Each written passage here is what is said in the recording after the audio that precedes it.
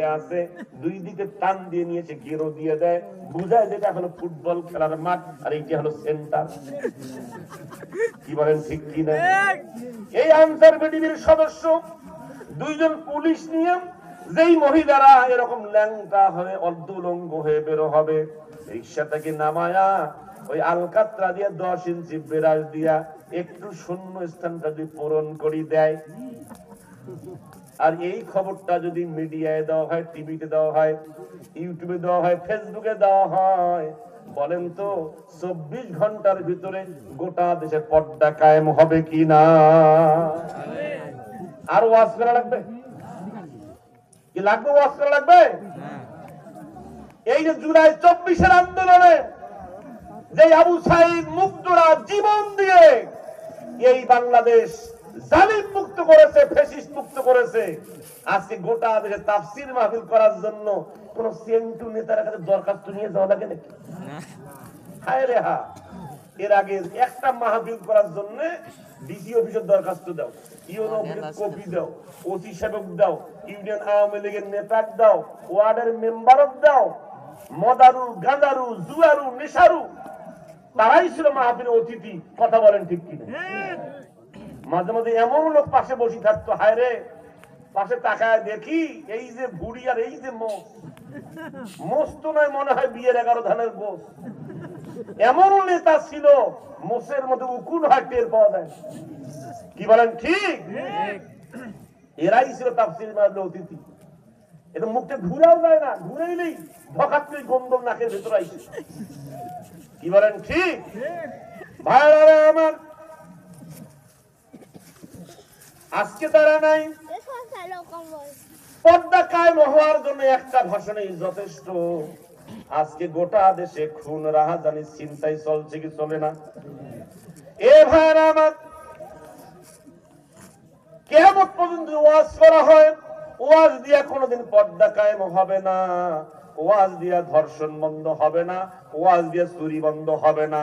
যদি একটা বার শাসন ক্ষমতায় এই কোরআনকে বসাতে পারেন, ওই পার্লামেন্ট থেকে যদি এইরকম আইন করা হয়, সপ্তাহ লাগবে না, 3 দিনের ভিতরে গোটা বাংলাদেশে নামাজ কায়েম হবে, যাকাত কায়েম হবে, পর্দা কায়েম হবে। কথা বলেন ঠিক কিনা? একই না, শুধু কোন যুবক জেনা করেছে, তাকে যদি সংসদ ভবনের দক্ষিণ প্লাজায় কবর থেকে পুঁতে পাথর নিক্ষেপ করে হত্যা করা হয়, দেশের 54টা টেলিভিশন সেন্টারে যদি দেখানো হয়, ইউটিউব, ফেসবুক, যত মিডিয়া আছে সব মিডিয়া লাইভ দেখানো হয়, আমার বাংলাদেশ যুবকরা ধর্ষণ করা তো দূরের কথা, পরকীয়া করা তো দূরের কথা, যুবকদের স্বপ্ন দোষ বন্ধ হয়ে যাবে। কথা বলেন। আমি সাদুল্লাহপুরেই দেখছি মিডিয়ার কল্যাণে যে 2 ভাই বিদেশে থাকে, তার 2 স্ত্রী অন্যের সাথে খেদমত করতে ধরা পড়ছে। এরকম হয়েছে কি হয় নাই? ইদানিং পরকীয়া খুব চলতেছে। স্বামী বিদেশে থাকে, আর বিয়ে করে বউ রেখে কেন বিদেশে যাও? বিয়ে করে বউ রেখে বিদেশে যাওয়া কি যায়? প্রয়োজনে সেদ্ধ ডিম বিক্রি করে খাও, রিক্সা চালে খাও, ভ্যান চালা খাও, তোমার জিনিসকে মাইসে আদি দিয়ে যাও। কি বলেন ঠিক? ভাইরা আমার, বলতেছিলাম জাহান্নামে যাওয়ার কারণ হলো 3টা। 1 নাম্বার কারণ হলো যারা বুঝিয়াও, সবাই বলেন বুঝিয়াও, 2 নাম্বার হলো যারা শুনিয়াও, দেখিয়াও, 3 নাম্বার অপরাধ হলো আমার আল্লাহ তাআলা বলছেন ওয়ালাহুম আযানুন লা ইয়াসমাউনা বিহা, যাদের কান আছে কান দিয়ে শোনে না। কান থাকলে শোনে না কথাটা সঠিক নয়, কান থাকলে শোনে, যা শোনার দরকার তা শোনে না। সান্দিয়াপুর বাজারে মসজিদে মাইক আছে না নাই? আসরের নামাজের আজান হয়, বাজারে যতগুলো লোক থাকে আজানের শব্দ কানে শোনে কিনা? সবাই কি মসজিদে যায় না? এমনকি মসজিদের সাথেই পানের দোকান করে, সাইকেলের মেকানিকের ঔষধ দোকান করে। হায় রে, এই যে দিনে 5 বার আজান হয়, তার কানে এই মুয়াজ্জিন আজান পৌঁছে না। এর অর্থ কি শোনে না নাকি শুনিয়াও শোনে না? শুনিয়াও শোনে না, শুনিয়াও শোনে না। তাহলে জাহান্নামে যাওয়ার কারণ কয়টা বলা হলো? এক নম্বর হলো যারা বুঝিয়াও বোঝে না, দুই নম্বর হলো যারা দেখিয়াও দেখে না, তিন নম্বর শুনিয়াও শোনে না। এরা হলো জাহান্নামী। এখানেই শেষ নয়, আল্লাহ বলছেন উলাইকা কাল আনআম, এরা হলো চতুষ্প জানোয়ারের মতো। এরা কিসের মতো? চতুষ্প জানোয়ারের মতো। বালুহুম আদাল্লু, আল্লাহ বলছেন বরং তার চাইতেও খারাপ। খালি এই কথাটা বলি শেষ করতেছি। আল্লাহ চতুষ্প জানোয়ার কথা বললো, ঠিক আছে, জানোয়ারের চাইতেও খারাপ কেন বললো? ভাইরা আমার, আমাদের সমাজে অনেক যুবক আছে দেখবেন, যেই তার বিয়ে হয়ে যায়, নতুন একটা বউ ঘরত আইসে, দেখবেন ঘর কোনা আর বউ কোনা আর দুনিয়ার কোনো খবর নাই। ওই বউ ঘর শুয়ে থাকে, তার মা সকাল বেলা রান্না বান্না করে, 9টা 10টার সময় বউ উঠিয়া যায় রান্না ঘরে যায়, কয় বউ মা কিছু আছে নাকি? এরকম আছে না নাই? এ ভাইরা আমার, আমাদের সমাজে যুবকের যেই বিয়ে হয়ে যায়, তখন শ্বশুর কয় আব্বা, শাশুড়ি কয় আম্মা জান, আর বাপক কয় বুড়া, মাও কয় বুড়ি। এরকম লোক আছে না নাই? আছে। এরা হলো কপাল পোড়া। এরা কি? কপাল পোড়া। এরা হলো কপাল পোড়া। এ যুবক, যেই মা যেই বাবা 20টা বছর পর্যন্ত তোমাকে লালন পালন করলো, কত কষ্ট করে তোমাকে লালন পালন করলো, নিজে না খেয়ে তোমারে খাওয়াইলো, নিজে ভালো কাপড় না পরে তোমাকে পরাইলো। এ যুবক, তুমি কি একবার খেয়াল করে দেখেছো, ছোট্টবেলা তুমি অসুস্থ হয়েছিল, রাত 3টা বাজে কঠিন অসুস্থ তুমি হয়েছো, তোমার মা তোমার মাথায় জল পট্টি দিচ্ছে, কপালে পানি মুছে দিচ্ছে, শরীরটা হাত পা টিপতেছে, আরে বিড়বিড় করে বলতেছে আল্লাহ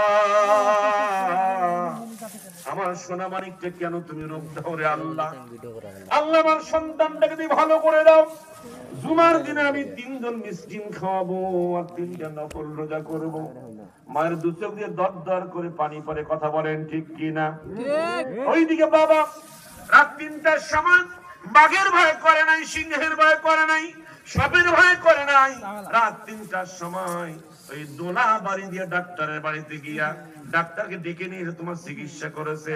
আর ওই বাবা ওই মাকে তুমি এখন বলছো বুড়া বুড়ি, আর শ্বশুরকে বলো আম্মা জান, শাশুড়িকে বলো আম্মা জান, শ্বশুরকে বলো আব্বা জান।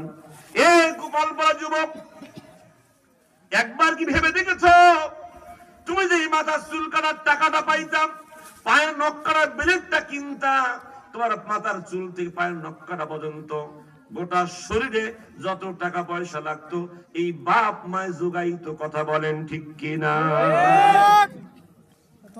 এ যুবক, তোমার পায়ে ধরে বলি, হাতে ধরে বলি, তুমি যদি আমার আল্লাহর কথা না মানো, তাহলে তুমিও জাহান্নামে যাবা।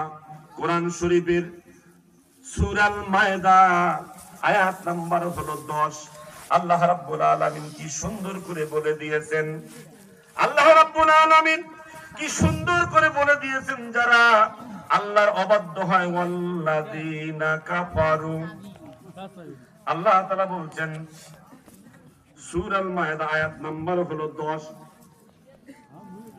ওয়াল্লাযীনা কাফারু ওয়া কাযযাবু বিআয়াতিনা উলাইকা আসহাবুল জাহিম। যারা কুফরি করে, আল্লাহর আয়াতকে মিথ্যা প্রতিপন্ন করে, এরা হলো জাহিম নামক জাহান্নামের অধিবাসী। জাহান্নামের দরজা হলো 7টা। 1 নাম্বার জাহান্নাম, 2 নাম্বার সাইর, 3 নাম্বার জাহিম, 4 নাম্বার হুতামা, 5 নাম্বার হাবিয়া, 6 নাম্বার লাজা, 7 নাম্বার হলো আরেকটা আছে হাবিয়া। 7টা দোজখ। যেই সমস্ত যুবকরা পিতা মাতার অবাধ্য হয়, পিতা মাতার অবাধ্য হয়, তারা জাহিম নামক দোজখে যাবে। এই যুবকেরা, আল্লাহর নবীর একজন সাহাবী জীবনের শেষ পর্যায়ে তার জীবনটা যায় যায় ভাব, কিন্তু জানটা কবজ হয় না। রাসূলের কাছে খবর চলে আসলো, নবীজি আপনার প্রিয় সাহাবীর জানটা কবজ হচ্ছে না, সে খুব কষ্ট পাচ্ছে। রাসূল বললেন খোঁজ নাও, দেখো তো তার কে বেঁচে আছে। খোঁজ নিয়ে দেখা গেল তার বাবা মারা গেছে, একজন বৃদ্ধা মা বেঁচে আছে।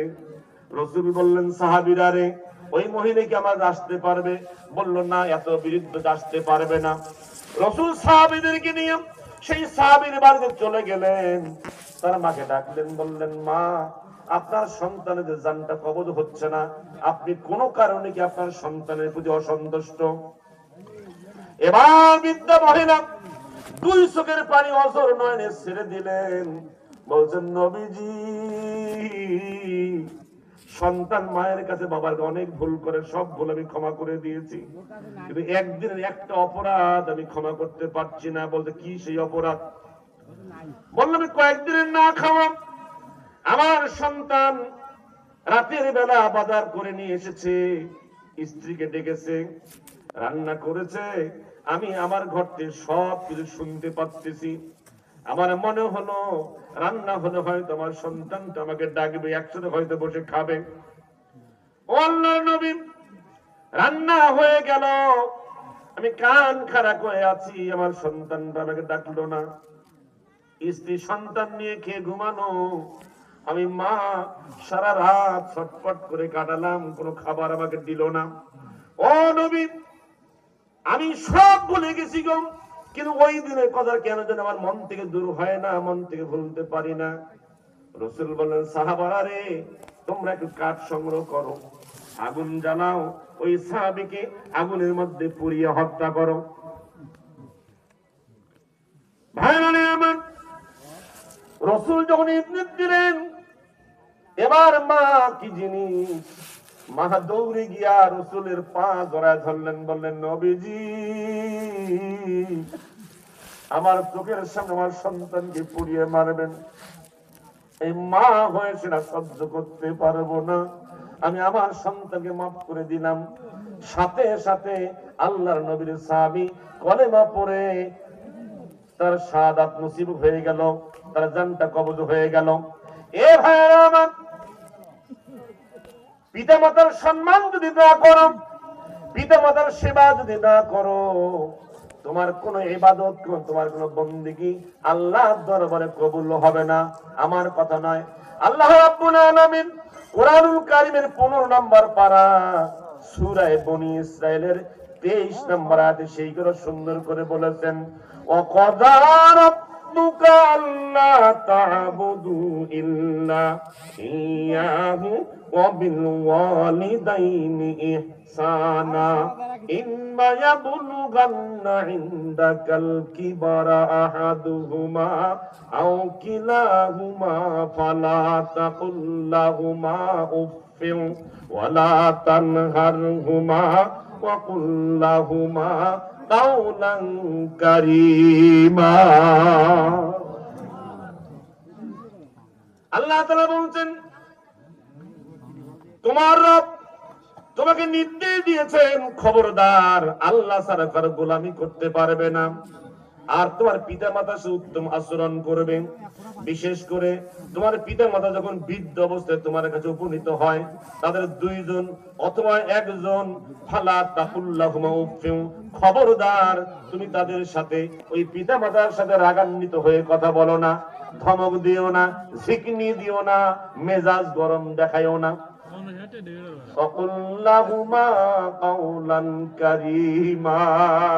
বরং ওই পিতা মাতার সাথে নরম করে কথা বলো, দয়ার দয়ার কথা বলো, চিৎকার দিয়ে বলেন আল্লাহু আকবার।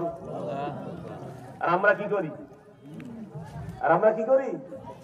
যদি মা একটু কথা বলে, চুপ করো তো তোমরা বেশি বলছেন, এরকম ধমক দেই কিনা?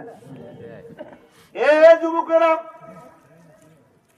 এই পৃথিবীতে যা কিছু কল্যাণকর, অর্ধেক তার করিয়াছে নারী, অর্ধেক তার নর। ভুল ভুল ভুল, শিগগির ভুল, শিগগির নাম বদলা, কে বলে নারী অবলা। বেহেশতেতে আদম একা, নারী বিনে বিহালা, কে বলে নারী অবলা। ঠিক না ঠিক? আমরা নারীদেরকে মূল্যায়ন করতে চাই না। এ ভাইরাম, পিতা মাতার সম্মান যদি করেন, খেদমত যদি করেন, কি লাভ? একটা ছোট্ট ঘটনা বলে দিয়ে যাই। আমার সুযোগ হয়েছিল ওই চট্টগ্রামের বাইজিদ বুস্তামির মাজারে যাওয়ার। বাইজিদ বুস্তামি ছোট্ট মানুষ, তার মা অসুস্থ। গভীর রাতে মা বলেছে, বাবা রে, আমার বড্ড পিপাসা পেয়েছে, পানি খাবো। সেই সময় তো হাতের কাছে পানি ছিল না, বাড়িতে টিউবওয়েল ছিল না, কোনো